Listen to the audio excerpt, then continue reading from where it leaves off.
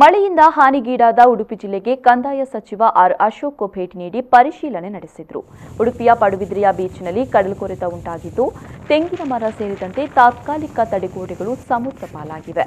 ಈ ಹಿನ್ನೆಲೆಯಲ್ಲಿ ಭೇಟಿ ನೀಡಿದ ಸಚಿವರು ಹಾನಿಗೊಳಗಾದ ಪ್ರದೇಶವನ್ನು ಪರಿಶೀಲನೆ ನಡೆಸಿದರು.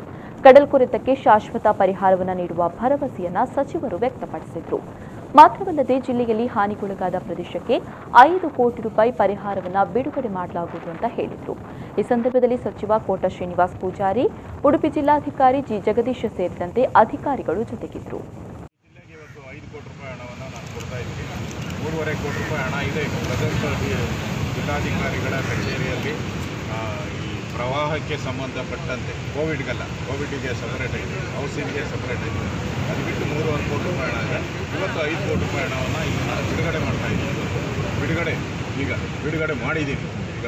ಮಾಡಿದ್ದೀನಿ.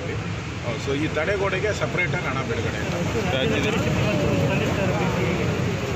ರಾಜ್ಯದಲ್ಲಿ ಕೊಡಗು ಒಂದು ಬಿಟ್ಟರೆ ಉಳಿದ ಕಡೆ ಎಲ್ಲ ನಾರ್ಮಲ್ ವ್ಯವಸ್ಥೆ ಇದೆ, ಎಲ್ಲ ಕಡೆ ಕಂಟ್ರೋಲ್ ಇದೆ. ಕೊಡಗಲ್ಲಿ ಮಾತ್ರ ಎಷ್ಟೇ ವಿನಂತಿ ಮಾಡಿದ್ರು ಆ ಪೂಜಾರರು ಮನೆ ಖಾಲಿ ಮಾಡದೇ ಇರೋದ್ರಿಂದ ಸಮಸ್ಯೆ ಆಗಿದೆ.